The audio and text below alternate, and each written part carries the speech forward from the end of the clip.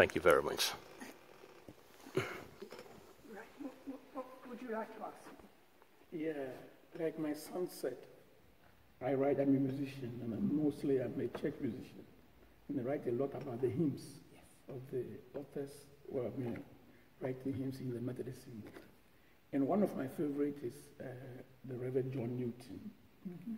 Yeah, I'm attracted because of what led him to the writing of the hymns. He was a slave dealer, like we've noticed, and I've been reading the books. And he was converted. He became a priest. And then he wrote the first one being the Amazing Grace, how sweet the sound. Then how sweet the name of Jesus sounds in the believers here and others. So since I have come, I want to know more about him. Right. Now, Reverend John Newton, you know his early history, the fact that he was a slave ship captain. Converted during a storm at sea, and then he didn't leave slavery straight away because it was a way of life in those days. But eventually, when I think he was only about 31, he had a sort of mini stroke or something when he was in Liverpool waiting for another ship to be fitted, and he was advised not to go to sea again. So this was after he'd had his conversion at sea. So he got a shore job as a surveyor of tides in Liverpool and had more time to himself. So started to go around and listen to different preachers. And eventually somebody suggested to him, why don't you become a minister yourself? And he thought long and hard about this. And I believe he very nearly accepted a church, a non-conformist church. But it took him about 8 years. And bishops were unwilling to ordain him because he hadn't had a classical education. He hadn't been up to Oxford or Cambridge. But eventually he became under the patronage of the Earl of Dartmouth, who owned Olney at that time. He didn't live here, he lived in Staffordshire. And he was offered the curacy of this church because at the time the vicar of this church was non-residential. He had a large family and he had gone off into another parish to help him out. So John Newton was put in here as curate in charge. Now the population of Olney at that time was about 1,200 or 2,000 people, quite small. And they were mostly, the women folk certainly, were bobbin lace makers, which was a cottage industry. The men were in agriculture or townspeople, because this was always, had been a market town. And John Newton was unusual in his ministry in the fact that he associated with his congregation. Most Church of England clergy at that time were people who were usually the youngest sons of gentry. The oldest had inherited the estate, the second one went into the army, the third one went into the navy, and the fourth one, what are we going to do with the fourth son? Oh, put him in the church. They didn't have the calling that John Newton had. So he was unusual that he associated with his congregation. And he was also fortunate in that he had a friend, I think it was John Thornton, he was certainly a member of the Thornton family, who were bankers in London, and they supplied him with £200 a year to distribute to the poor of this town. Now he was very sensible, he didn't give it out in money, because he knew it would end up in the local alehouse. So he knew which families needed a new pair of shoes, more bedding, more clothing, so he would give it out in kind. And the lace makers, who worked in their own cottages, he heard them chanting lace tells, which were a method of regulating the speed of their work, and they were always started with a number like 19 and won't work backward. 19 miles of I to go, 18 miles of I to go, and each sort of number they would put a pin into their pillows, because you make lace using bobbins, which are wound with thread, and you cross them over, make a stitch. You put a pin in to hold that stitch you've just made. So he heard these cottage workers singing, chanting their tales, and he thought, well, if they can learn things by rote, perhaps I could teach them their Bible that way. So he started a series of Bible meetings just alongside the church, just over the churchyard wall over there. Used to be a very large mansion called the Great House, and it was empty at the time, and Newton, along with his friend William Cooper, the poet, got permission to use this building because it had a very large room that could hold about 150 people. And he held weekly prayer meetings there. And for those prayer meetings, he started to write what became known as the Olney hymns. And they were either based on a text, biblical text, or some other religious thing. If he hadn't got a religious theme for the week, he would write a hymn about anything. There was a menagerie on the marketplace once, and he wrote a hymn about a lion.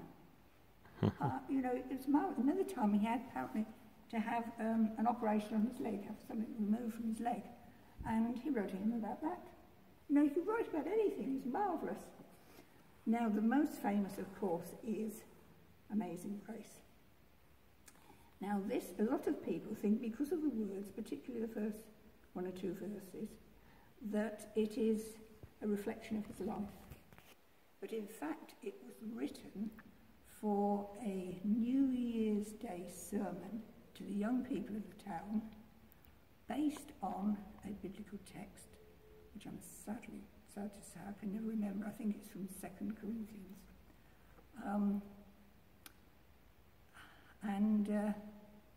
It just became so famous. It means such a lot to so many people. I've heard it in different countries, and people use it. We tend to regard it here as the Americans' second national anthem because they always sing it. But I've heard it in several different countries, and it is wonderful the way it has gone worldwide. It really is. Now, the one thing we don't know about the Olney hymns, because obviously his friend William Cooper collaborated with these as well, is what tunes they sung them to. We just don't know the music. And I'm not musical, but I have understood, and you would understand this, you get certain meters, don't you? And so it would go... Short meter, long meter. Yes. So they could almost have been sung to anything that was typical at the time. He will write the hymn. Yes. Somebody will compose the music to the words. Yes, like, and we don't even know if they were originally just chanted, so that they could learn them. Yeah. I wondered if he read a verse, and then they repeated it to get it by rote. Yeah.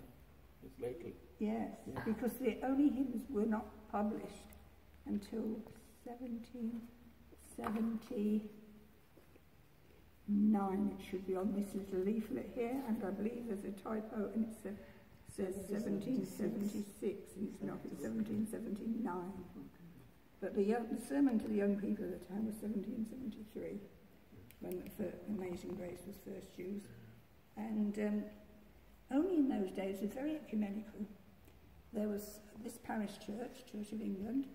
We had a Baptist chapel and a independent chapel, which is now the United Reformed Church. And the ministers would meet together, and for this New Year's Day sermon to the young people of the town, they would take it in turn to preach this sermon. And this particular year, 1773, happened to be Newton's turn to be preached here. Great. Let me ask you a question. You've just mentioned somebody's name like William Cooper. Yes. Anytime you read about John Newton, you have that name coming, that they were closely related. They were very friendly. Very good friends. Yes. How come? How come? Now, Cooper, bit like Newton, he had a childhood very similar in the fact that they both lost their mothers when they were at a young age. Yeah. Fathers remarried. And, well, Cooper went to school, and then he was trained for law, but he never seemed to actually have practiced it. He fell in love with a cousin, female cousin, but the family wouldn't let them get married because of this family melancholia. And so his uncle, her father, got Cooper a job in the House of Lords, and he had to go for a sort of interview.